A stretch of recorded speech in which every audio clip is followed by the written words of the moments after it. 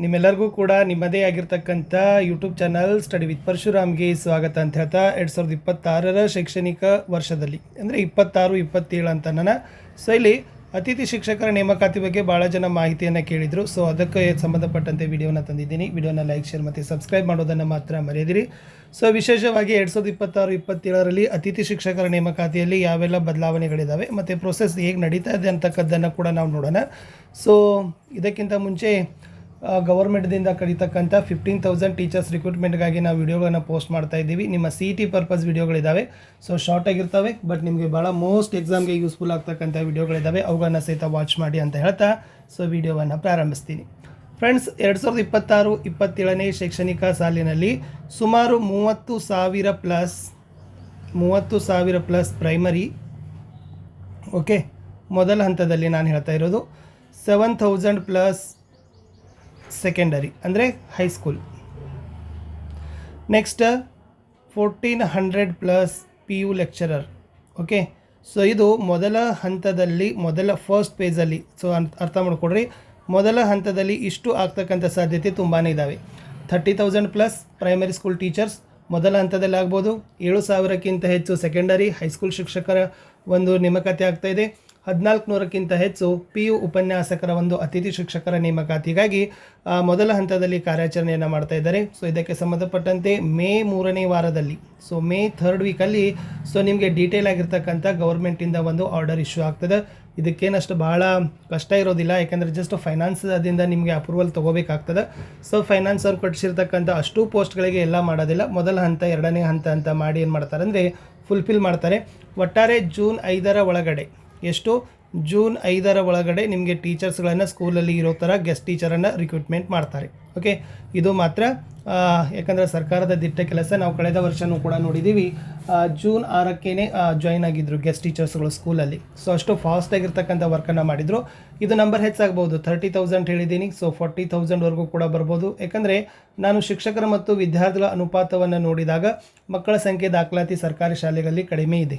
Okay, second ಸ್ಟೇಜ್ದಲ್ಲಿ ಮತ್ತೆ ಬಂದರೆ 40,000 ಆಗ್ಬೋದು, ಏನು ಹೇಳಿಕ್ಕೆ ಬರೋದಿಲ್ಲ. ಬಟ್ ಫಸ್ಟ್ ಪೇಜಲ್ಲಿ ಮಾತ್ರ ಏನು ಮಾಡ್ಬೋದು, ಇವಾಗ ಎಲ್ಲ ವರ್ಗಾವಣೆ ಆಗಿದೆ.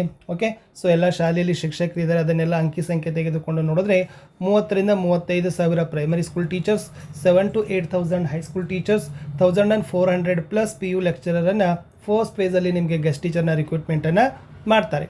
ಸೊ ವಿಶೇಷವಾಗಿ ಇಲ್ಲಿ ಏನು ಮಾಡ್ತಾರೆ ಅಂತಂದರೆ, ಯಾವುದೇ ರೀತಿಯಾಗಿರ್ತಕ್ಕಂಥ ಅದನ್ನು ನಗರ ಮತ್ತು ಪಟ್ಟಣ ಪ್ರದೇಶಗಳಲ್ಲಿ ಹೆಚ್ಚುವರಿ ಶಿಕ್ಷಕರು ಇರ್ತಕ್ಕಂಥದ್ದಲ್ಲಿ ಕೊಡೋದಿಲ್ಲ.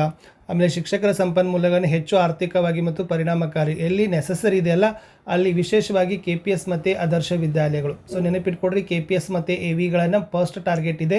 ಸೊ ಇಲ್ಲಿ ಫುಲ್ ಟೀಚರ್ಸ್ಗಳನ್ನು ಅವ್ರು ಏನು ಮಾಡ್ತಾ ಇದ್ದಾರೆ, ಕೊಡ್ತಾ ಇದ್ದಾರೆ. ಆಮೇಲೆ ಯಾವುದೇ ಕಾರಣಕ್ಕೂ ಇಲ್ಲಿ ಏನು ಹೇಳಿದ್ದಾರೆ ಅಂತಂದರೆ, ನಿಮ್ಮ ಪ್ರೈಮರಿ ಮತ್ತು ಹೈಸ್ಕೂಲ್ಗಳಿಗಿರ್ತಕ್ಕಂಥ ಗೆಸ್ಟ್ ಟೀಚರ್ ರಿಕ್ರೂಟ್ಮೆಂಟನ್ನು ಯಾರು ಮಾಡ್ತಾರೆ, ಪ್ರೈಮರಿ ಸ್ಕೂಲ್ ಹೆಡ್ ಮಾಸ್ಟರ್ ಮಾಡ್ತಾರೆ, ಹೈಸ್ಕೂಲ್ಗೆ ಹೈಸ್ಕೂಲ್ ಹೆಡ್ ಮಾಸ್ಟರ್ ಅವರೇ ಮಾಡ್ತಾರೆ. ವಿಶೇಷವಾಗಿ ಗ್ರಾಮೀಣ ಪ್ರದೇಶಗಳಲ್ಲಿ ಶಿಕ್ಷಕರನ್ನ, ಅತಿಥಿ ಶಿಕ್ಷಕರನ್ನ ನೇಮಕ ಮಾಡಲಿಕ್ಕೆ ಕೊಡ್ತಾರೆ. ಇದು ಲಾಸ್ಟ್ ಇಯರ್ ಇದೆ, ಬಟ್ ಸೇಮ್ ಆಗಿರ್ತಕ್ಕಂಥದ್ದೇ ಇರ್ತದೆ. ಆಮೇಲೆ ಪ್ರೈಮರಿಗೆ 12,000 ಇದೆ. ಸೊ ಇದನ್ನು 12,000 ಅಂತ ಮಾಡಿ, ಹೈಸ್ಕೂಲ್ಗೆ ಇರ್ತಕ್ಕಂಥದ್ದು 12,500 ಇದೆ, ಹೌದಲ್ವಾ? ಎಸ್, 12,500. ಸೊ ಪ್ರೌಢಶಾಲೆಗಿರ್ತಕ್ಕಂಥ ಗೌರವಧನ. ಇದು ಏನು ಮಾಡ್ತಾರೆ ಅಂತಂದರೆ, ಕನಿಷ್ಠ ವಿದ್ಯಾರ್ಥಿ ಅಂದರೆ ಈಗ PST ಅಂತ ಕರೆದ್ರೆ ತಿಳ್ಕೊಡ್ರಿ, PST ಅಥವಾ PSTಗೆ ಕರೆದ್ರೆ PUC ಪ್ಲಸ್ D.Ed ಏನು ಮಾಡ್ತಾರೆ, 50-50 ತೊಗೊಂಡು ಮೆರಿಟನ್ನು ಮಾಡ್ತಾರೆ.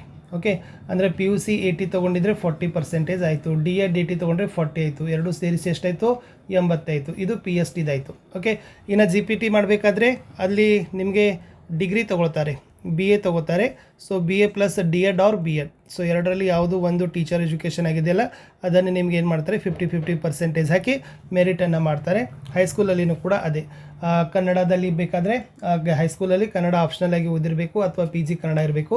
ಇಂಗ್ಲೀಷ್, ಹಿಂದಿ ಸೊ ಅದೇ ಥರನಾಗಿರ್ತಕ್ಕಂಥದ್ದು ಇದ್ದಾವೆ. ಆಪ್ಷನಲನ್ನು 3 ಇಯರ್ಸ್ ನೀವು ಅಂಡರ್ ಗ್ರ್ಯಾಜುಯೇಟಲ್ಲಿ ಸ್ಟಡಿ ಮಾಡಬೇಕು ಆರ್ ಪೋಸ್ಟ್ ಗ್ರ್ಯಾಜುಯೇಟಲ್ಲಿ ಅದನ್ನು ಸ್ಟಡಿ ಮಾಡಿರಬೇಕು. ಓಕೆನಾ? ಸೊ ಈ ಥರನಾಗಿರ್ತಕ್ಕಂಥ ನಿಮ್ಗೆ ಏನು ಮಾಡ್ತಾರೆ ಅಂತಂದರೆ, ಸ್ಯಾಲರಿ ಚೆನ್ನಾಗಿದೆ. 12,000 ಪ್ರೈಮರಿಗಿದೆ, 12,500ಗೆ ಹೈಸ್ಕೂಲ್ಗಿದೆ.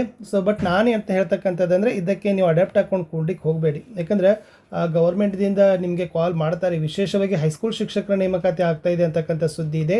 ಈ 15,000ದಲ್ಲಿ ನೋಡೋದಾದರೆ ಮ್ಯಾಜಿಕ್ ಭಾಳ ಇದೆ. ಇದರಲ್ಲಿ PSTನೂ ಇದೆ, ಓಕೆ, ಜಿ ಪಿ ಟಿನೂ ಇದೆ, ಎಚ್ ಎಸ್ ಟಿನೂ ಇದೆ, ಪಿ ಯುನೂ ಇದೆ, ಏಡೆಡು ಇದೆ. ಓಕೆ, ಸೊ ನೋಡಿ ಎಷ್ಟು ಮ್ಯಾಜಿಕ್ ನಂಬರ್ ಇದ್ದಾವೆ ಅದರಲ್ಲಿ. ಸೊ 15,000 ಅನ್ಲಿಕ್ಕೆ ದೊಡ್ಡ ಸಂಖ್ಯೆ ಇದೆ, ಬಟ್ ಇದನ್ನೆಲ್ಲ ಹೊಡೆದು ಹಾಕಿದಾಗ ಸೊ ಭಾಳ ಪೋಸ್ಟ್ ಎಷ್ಟು ಬರ್ತದೆ ನಿಮಗೆ ಗೊತ್ತಾಗ್ತದೆ. ಸೊ ಅದಕ್ಕಿಂತ ಮುಂಚೆ ನಾವು ಚೆನ್ನಾಗಿ ಓದಿ ಈ ಗೆಸ್ಟ್ ಟೀಚರ್ ರಿಕ್ರೂಟ್ಮೆಂಟ್ಗಾಗಿ ತಾವುಗಳು ಅರ್ಜಿಗಳನ್ನು ಸಲ್ಲಿಸ್ಬೋದು. ಮೇ 3rd ವೀಕಲ್ಲಿ ನಿಮಗೆ ಗೌರ್ಮೆಂಟಿಂದ ಆರ್ಡರ್ ಇಶ್ಯೂ ಆಗ್ತಕ್ಕಂಥ ಸಾಧ್ಯತೆ ಇದೆ. ಜೂನ್ 1st ವೀಕಲ್ಲಿ ನೀವೆಲ್ಲರೂ ಕೂಡ ಶಾಲೆಯಲ್ಲಿ ಇರ್ತೀರಿ. ನಿಮ್ಮ ಸ್ಕೂಲ್ ಹೆಡ್ ಮಾಸ್ಟರ್ಗಳು, primary head master, high school head ಮಾಸ್ಟರ್ಗಳ ರಿಕ್ರೂಟ್ಮೆಂಟನ್ನು ಮಾಡ್ತಾರೆ. ಸೊ ಸ್ಯಾಲರಿಗಳನ್ನು ಕೂಡ ಹೇಳಿದ್ದೀನಿ. ಬಟ್ ಏನಾಗಿರುತ್ತೆ ಅಂದರೆ ಯಾವ ಪೋಸ್ಟಿಗೆ ಖಾಯಂ ಶಿಕ್ಷಕರು ಬರ್ತಾರಲ್ಲ ಅದು ಆ ಕ್ಷಣದಿಂದ ಏನು ಮಾಡ್ತಾರಪ್ಪ ಅಂದರೆ ರದ್ದು ಮಾಡ್ತಾರೆ. ಸೊ ಇದೇ ಒಂದು ಗೆಸ್ಟ್ ಟೀಚರ್ಗೆ ಇರ್ತಕ್ಕಂಥ ಒಂದು ತೊಡಕು. ಯಾಕೆಂದರೆ ಫುಲ್ 10 ಮಂತ್ ಮಾಡಿದರೆ ಏನಿಲ್ಲ, ಚಿಂತೆ ಇಲ್ಲ, ಎಲ್ಲ ನೀವು ವರ್ಕೌಟನ್ನು ಮಾಡ್ತೀರಿ. ಬಟ್ ಪರ್ಮನೆಂಟ್ ಟೀಚರ್ಸ್ ಬಂದ ನಂತರ ನಿಮ್ಗೆ ಏನು ಮಾಡ್ತಾರೆ ಅಂದರೆ ರಿಲೀವ್ ಮಾಡ್ತಾರೆ. ಅದು ಒಂದು ಏನಾಗಿದೆ ಅಂದರೆ ಸಮಸ್ಯೆ ಆಗಿದೆ. ಸೊ ಒಟ್ಟಾರೆ ಗೆಸ್ಟ್ ಟೀಚರ್ ಬಗ್ಗೆ ನಾನು ಇಷ್ಟು ಮಾಹಿತಿಯನ್ನು ನಿಮಗೆ ಕೊಟ್ಟಿದ್ದೀನಿ. ಸೊ ವಿಡಿಯೋ ಹೇಗೆ ಅನಿಸಿತು ಅನ್ನೋದನ್ನು ಕಮೆಂಟ್ ಮಾಡಿ. ನಾನು ಸಿಗ್ತೀನಿ ಹೊಸ ವಿಡಿಯೋದಲ್ಲಿ. ಅಂಟಿಲ್ ಟೇಕ್ ಕೇರ್, ಬಾಯ್.